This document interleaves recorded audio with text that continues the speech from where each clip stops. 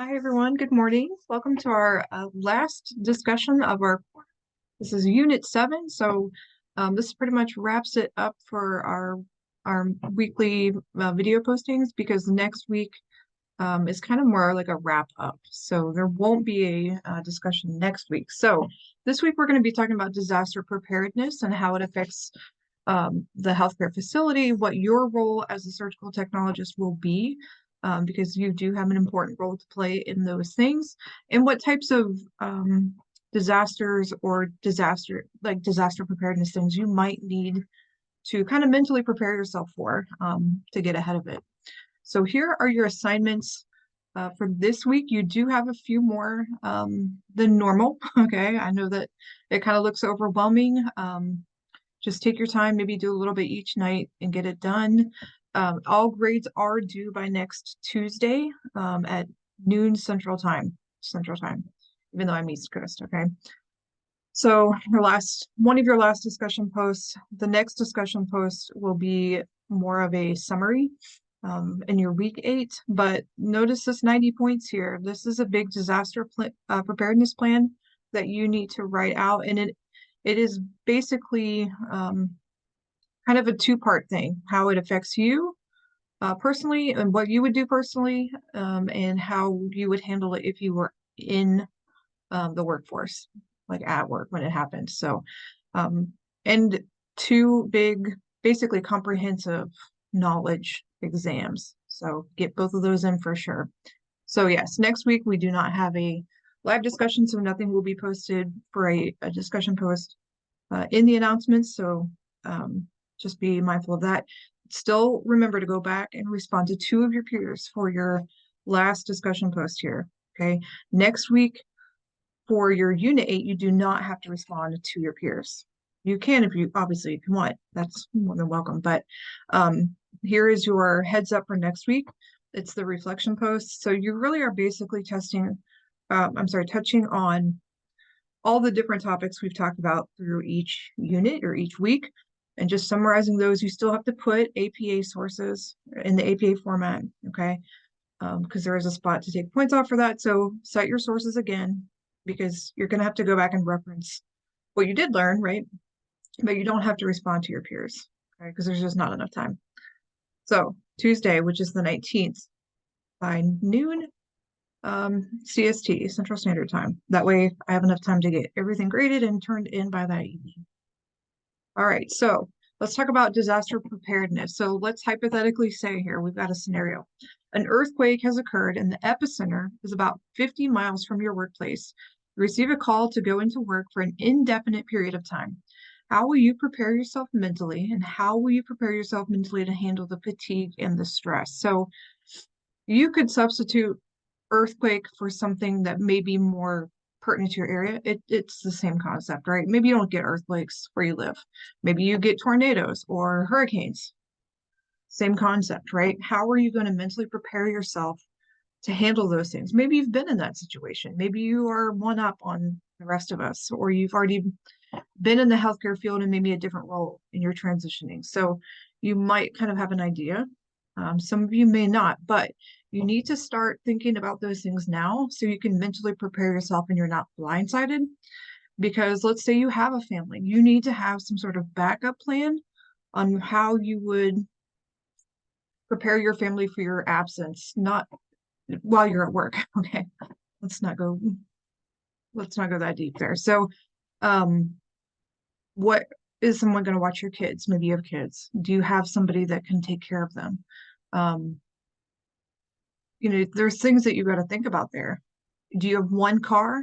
Are you going to be able to take the car if somebody else is at home? How's that going to work? So think about those things. Maybe think about your personal supplies at work. Would you have enough maybe personal hygiene products stuck in your locker to get you through the next 48 hours if you're stuck there indefinitely, 70, 72, however many, right? I think it's a good idea to have stuff like that stuck in your locker. Hopefully you have a locker at your facility. If not, maybe keep a small bag in your car. If you live in like an earthquake or a hurricane prone area, maybe you have these types of disasters that occur more often than others. I would highly recommend keeping some sort of personal little disaster preparedness kit with you, because you honestly just never know, right? And this could be true of not necessarily pertaining to healthcare, it's just real life, right? I mean, things come up and I'd rather be prepared than not. So, some key terms here when we go forward here and talking about disaster preparedness. One of them is an all hazards approach. This is just talking about more of a broad spectrum where we're focusing on common features that you'll see in multiple scenarios or all types of disasters. Certain things can broadly be prepared for overall. Okay. Bioterrorism, I think we've heard this term a lot lately. Intentional release of biological agents, could be a bacteria, virus, whatever, parasite, any of those things to cause illness or death. What is your facility's plan in place for that, right? If you already have a job at a healthcare facility, look these things up. If you're not familiar with them, I encourage you to look those up. What does the term disaster truly mean? It's a catastrophic event. Now, it can be man-made or it could be natural. Just the term disaster is just that catastrophic event that affects life and property, essentially. So MCE is mass casualty event that usually is a large influx of patients or victims that can overwhelm the healthcare facility. Maybe it was a giant train derailment. It was a chemical plant explosion. It could be a tornado. There's a lot of things that could fall into that category. A pandemic. This is also one we've heard a lot about lately.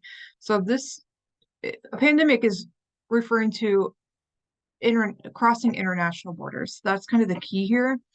That's what makes it different from, let's say, an epidemic, which is more within like one country. A pan, the med term pan means like across or through. So it's spreading borders, infectious disease affecting large populations. All right, so what are our types of disasters that you might see? It's classified by type and cause when we talk about different disasters. So you could say, if we're classifying it by type, you could say a level 1 would be something that could be handled locally. You don't need to get the state or even maybe not even FEMA involved. So it's a local emergency that can be easily managed by the local team. Okay, level 2 type of disaster now requires regional assistance. Maybe surrounding counties need to come in and step up, fill the gaps, help out, right? Level 3 is now a statewide or something that might require federal assistance. Maybe there was a large amount of houses damaged, or maybe there was a big chemical plant explosion. Those are going to require federal assistance. Okay, so if we're talking about like cause, the types of disasters, our natural ones are like what typically we refer to them as like weather related. So that includes like wildfires, tsunamis. Sometimes we don't think about those as often, but certain areas are definitely more prone to those. I mean, think about the wildfires in Hawaii, right? California, you guys are far more prone to that than we are here in West Virginia, although we did just have one a couple weeks ago. Didn't do a whole lot of damage, but it can happen. Volcanoes, again, maybe you're in Hawaii or something. So think about those things. How would it affect you getting to work? Maybe your road is no longer there. Maybe your road is gone that you take to get to the hospital. Do you have a backup way of getting there? Is there another way? Maybe there isn't another way, right? In that case, then it's not much you can do, I guess. Infectious diseases. So our pandemic, our COVID, was a considered pandemic. The flu, basically every year. MERS is a respiratory type of virus. And that was, I forget what year that peaked, but it was a couple years ago. Unintentional type of disaster. So maybe the train derailment could be fall into that category. It wasn't necessarily probably purposeful, although I guess it could be, or technical difficulty that may have caused it, explosions, maybe a nuclear plant meltdown. Maybe you live near one of the nuclear plants and there was a problem. Violence also technically is a type of disaster because it goes back to that overwhelming the healthcare facility part of that definition. So you can use bioterrorism, you can use these infectious diseases for violence. Blistering agents, they use these more back in wartime. I'm not saying they couldn't again. Nuclear bombing. I've been hearing more and more about these types of things. So it's important to think about how you would handle those, how your facility would handle those. All right. We could also classify disaster based on injury. What types of injuries you're going to see. That's really important for you as a surg tech, because if you know what happened, you can kind of in your head start to think about, okay, with an active shooter, you're going to have gunshots. You're going to have gunshot wounds, right? So you're going to see probably a lot of laparotomy cases come in, maybe cranies, depending on, obviously where the gunshot wound was. But you're also going to have to think about blood replacement. Do we have enough blood in the blood bank? Do we have enough maybe auto transfusion machines? Sometimes those are just in the room. Sometimes you have to go get those. Explosions, you're going to see typically burns or maybe limbs missing, lacerations. So you would have different types of setups for different types of injuries, right? So it's, if you're at work and you first hear that there was, let's go back to the train derailment. Okay, in your head you can start to think, okay, you may not even have patients on the scene yet or in your facility, but you could go ahead and start getting things ready, because it's almost inevitable that you'll have cases. You could have an emergency laparotomy cart ready. You could have, hopefully your facility has an emergency craniotomy cart ready if you're a bigger facility. Go ahead and pull those things. It could be just a very basic setup, maybe not specific to a specific surgeon or something, but you could have them ready. Those patients can come right to the OR, right? If it's a pandemic and you know you're going to have an influx of patients, you're going to have to take the proper precautions. Again, with COVID, they had to wear at least N95. Some of them wore PAPRs, like the whole get up. So make sure your facility has those available. And then chemical spills, you don't necessarily have to do this, but somebody, and they typically train for this, will have a special place to decontaminate patients who are coming in with chemical burns. They need to get the chemicals off of them or any radioactive material before they come into the facility. So those people have to be decontaminated first before you see them. Otherwise, it gets spread throughout the whole hospital. When we're talking about disasters, we think about this whole cycle. Think about the big picture, okay? Because each part requires planning. So when we talk about disaster preparedness and planning is vital. You have to think about every single step to make sure everything goes smoothly when it does happen. And then you simulate it. You go through the motions to make sure you didn't miss any gaps. So we start with guidelines based on FEMA's, CDC, different research. And this is kind of what this goes with. So here's your cycle. Let's just start with disaster. The disaster strikes, what happens, right? Individual response. That's basically where you come in. Everybody has to do their responding, right? Rescue, first aid, all that good stuff. They're going to have response and relief, intervention with search and rescue, shelter, sanitation. So, and it even says duration is short term, or they move on to the rehab cycle. So between these top two, individual response and relief, that's really where healthcare comes in, right? Where we're treating those patients. The rehab comes later, weeks, months, trying to restore back to normal. Maybe they have to rebuild months or years, right? We're talking maybe like whole communities in this case. Mitigation, if you're mitigating something, you're trying to eliminate it or lower the risk. So they'll go back and study what happens. That's really important to do, to reflect on the event, how people responded, how they were treated, what could we have done differently to make it go smoother. Sometimes you cannot eliminate the disaster strikes part. You can't stop a tornado. At least we haven't figured that out yet. Certain things cannot be stopped, but our response and our preparedness can be changed, and it can be improved upon. So hazard mapping, finding those risks and just getting better about it, eliminating it. And then back to your preparedness. Maybe you had to change your contingency plans. Maybe you had to rewrite some things, some manuals, different ways that you'd respond differently next time.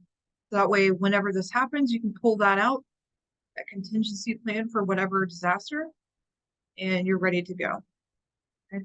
So pre-disaster is risk reduction, and after the disaster is technically the recovery stage. And sometimes it just keeps going in a cycle, right?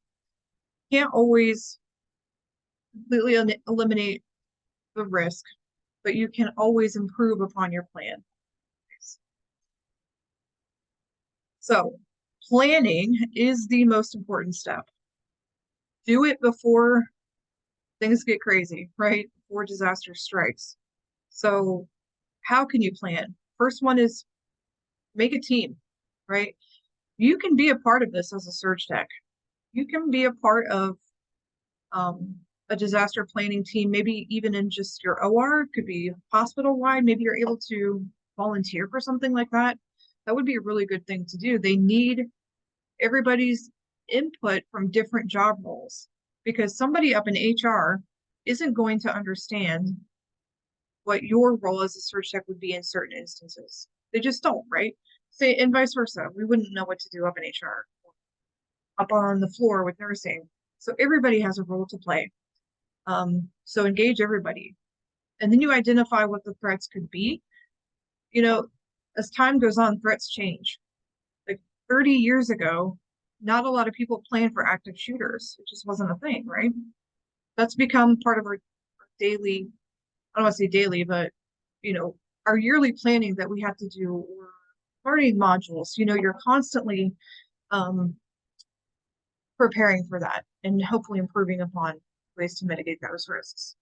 So what are your priorities? Set goals, objectives on the planning process or the actual event, right? If it happens, what do we expect to see? So these are your steps.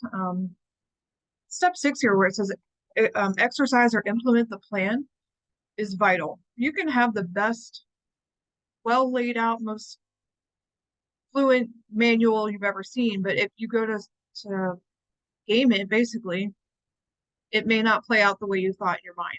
Maybe something happened that you didn't even think about. Maybe it was communication. Maybe 2 things happened at once. Okay. Maybe you lost power during a snowstorm, right? There's 2 things that happen. How do you handle those things? Right? A lot to think about. It's a big undertaking for healthcare facility to plan for disasters efficiently. So you also can divide planning on two different thought processes: your local versus your federal planning. So local would be your community, your small community, maybe up through the state level. But instead of it being called FEMA, typically it's LEMA. It's more of a local thing. FEMA is federal. Your American Red Cross comes in locally.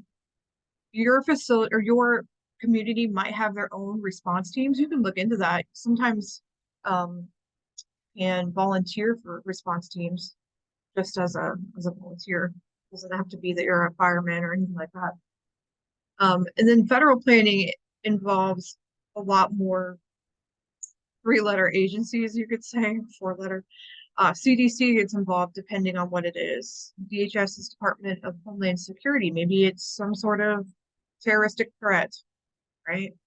FEMA uses NIMS, okay? So FEMA is your federal response. NIMS is National Incident Management System. So this is kind of keeping all the states responding in the same type of way, so to speak. So NIMS would be, if the state of Ohio had, a terroristic event, they would respond very similar to how it would be in Utah or whatever. So it's not super confusing. You want things to be as consistent as possible in certain instances like that. So I have this video here from this guy here. This is a good YouTube channel. If you haven't already checked him out, I've shared a few of his before, but what is it like for the surge tech to get called in for an emergency? So kind of play this out in your head. Think about a disaster. What would you do when you get called in for these types of things? Not even just an Hey emergency. guys, and welcome back to another Surgical Tech Tips. Today's video, I really wanted to go over emergency surgery, and specifically getting called in from home and having to come in for an emergency surgery. In light of certain events that happened very recently in Las Vegas, I've been wanting to make this type of video out there just for those techs out there that are you know maybe new to the field, or students out there, just to get you guys an idea of what it's going to be like to get called in.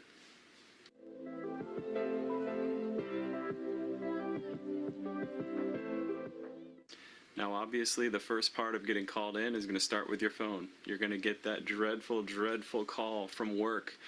You're going to answer that phone, and it's either going to be an operator or it's going to be a charge nurse at the desk if they're still there at the desk at that time. They will usually break down, who the doctor is and what the surgery is going to be, and they're telling you to tell you that you need to come in right away. Now, at my hospital, we have a 45-minute time to get to the hospital. As soon as we're called, that timer starts. So as soon as that operator or that charge nurse calls, they write down that time, and that coincides with what time I clock in once I get to work. So I have 45 minutes to get to work. There's a lot of other hospitals that are as low as 30 minutes for travel time. It just depends on the hospital, and it may be different for wherever you are. Now, after that phone call, there's 3 things that you need to do in your house before you leave. Number 1, put some deodorant on. You don't know how long you're going to be there at the hospital doing this surgery. You could be there all night and all day the next day. It takes a second to put some deodorant on, so just go ahead and put it on before you leave the house. Number 2 and 3, grab a protein bar and a bottle of water. You can drink those and eat those in the car as you're driving into work, because again, you don't know how long you're going to be there. So get your body a little nutrition. It'll kind of wake you up a little bit too, getting that food in your body. So when you get there, you're revved up and ready to go. Now, after you leave your house and you're driving into work, number 1, do not speed. You're not going to be of any help to anybody if you get pulled over by a cop. And whether or not, I've heard stories of people speeding into work and the cop lets them go, that's still time wasted, that a cop has to pull you over and check your stuff, okay? There's no reason for you to be speeding into work, because it's not going to do anybody any good. Now, another important note, when you're driving in, you should be constantly thinking over the surgery at hand that's going to be going on. You already know who the doctor is, and you already know what the surgery is, this emergency surgery that you're going to be doing. So you should be going over the steps of the surgery in your head. Also, maybe what sutures you might need to pull once you get to work, and what type of draping, or how he does his draping, stuff like that. You should really be going over the steps of the surgery as you're driving in. Now, once you arrive at the hospital, depending on the hospital you work at, my hospital, we have somebody here on staff for 24 hours a day. So there's usually a staff member here, and if we're called in for an emergency surgery, they're available to actually pick a case cart for us and maybe even start opening up our room for us. It's really beneficial, and it's super nice. It wasn't always like that. We've become a lot busier of a hospital now, and we're able to afford that type of help now, but not all hospitals will have that. So if you're a smaller hospital and you're driving into work, nobody's going to be there to pick your case. So one of the first things you're going to have to do is get into the computer system and print out a preference card for your doctor and the surgery that's going to be going on. That will give you, obviously, your list of everything you're going to need for the case at hand. Go through, the sterile supply. I'm actually back here in sterile supply right now, so you're going to be going through this room and picking your case cart and grabbing everything you think you need and you think you may need, and going over to your room as quickly as possible to start opening up.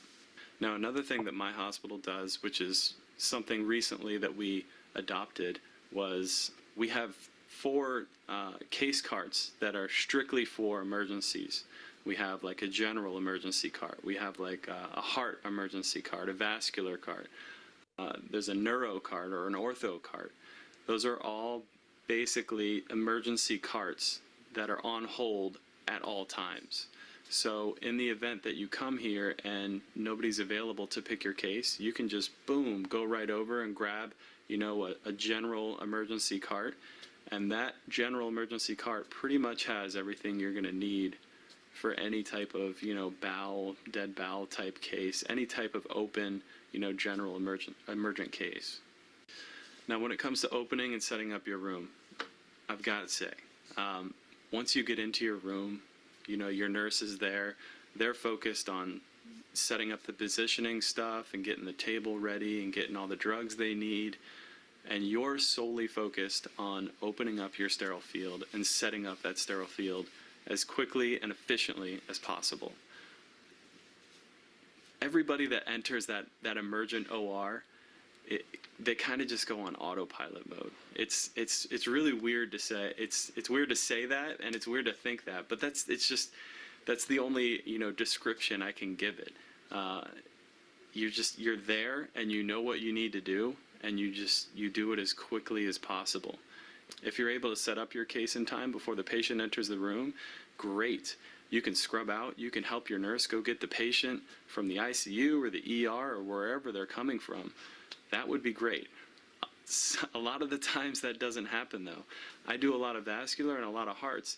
So at times, we're in the middle of setting up a case, and we have like 4 ICU nurses wheeling a patient into our OR, pumping on a chest, keeping that patient alive. It can be super, super chaotic. So it's just important to focus on what you need to do at that moment, and don't let the external things that come into the room affect that. Those people that come into that room are there to keep that patient alive, and your sole focus is the surgery at hand to help fix the problem, okay? So you need to focus on what you need to set up. If you are not done setting up and the patient is in the room, keep your focus on your field. Wake up! I need you to be focused. Absolutely keep your focus on your field, unless they're specifically asking you to scrub out and give them a hand. But I'm telling you right now, there's usually in those circumstances, there's like 6 or 7 people in the room. They don't need you to scrub out. You need to focus on your task at hand. Now, once it's time for that surgery to start, anesthesia says they're ready to go. The nurse preps the patient. The surgeon and yourself are draping the patient, and the nurse is, doing the timeout. It really becomes like a total whirlwind in there. But again, it comes back to everybody's kind of on autopilot mode. Everybody knows what they need to do, and everyone is just like totally zoned in on, the task at hand and what they need to do at that moment. So it's really amazing how everything just, it's like a dance, everybody just, yeah, I say it's a whirlwind and I say it's chaotic, but it probably looks like that from the outside. I mean, I know it does, but it's really not. And it really becomes like a dance of you meshing with your surgeon and throwing off a Bovian suction immediately after you're done draping and after the timeout's done, and he's got the knife in hand and they're opening up the patient. I mean, a knife, Bovie, and suction, you can do, 80% of the surgery with those 3 items. Make sure you have plenty of laps available, stuff like that. But seriously, a knife, Bovie, suction. Those 3 things you can do a lot with. So having those off the field and ready to go as soon as possible when you start that emergent surgery, you're good. You're golden. Now, as the surgery goes on, once you get to that point where, you've stopped the bleeding, or, you've found the perforated bowel or whatever it may be, everyone can kind of take a breath, finally. And it's like a sigh of relief. It really is. Once you hit that point in the emergent surgery that everything's going to be okay. It's great. It really is. And it's even better when the patients recover well and go on to live their lives fully.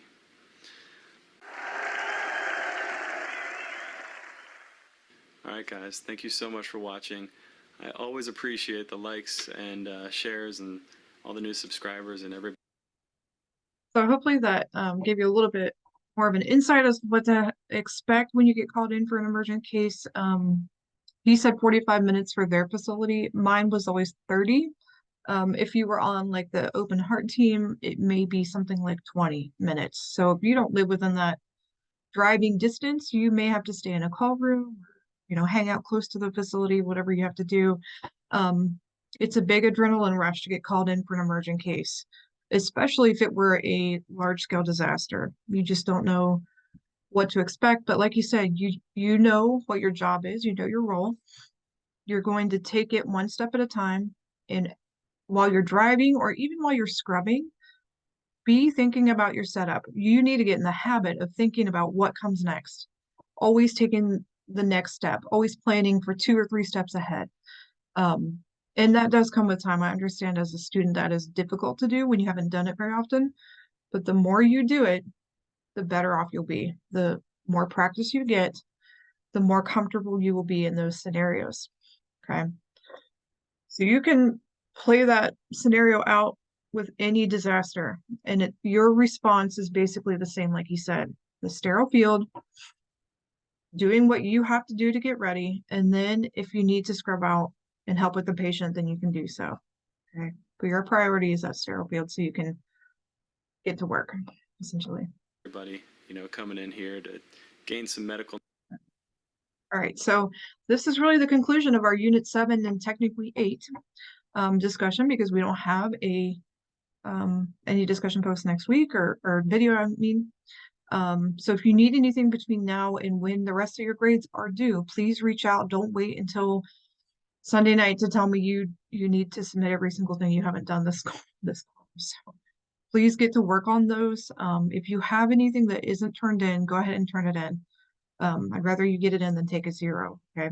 So yeah, just reach out if you have any questions and I'll get back to you. All right. Have a good week. Bye.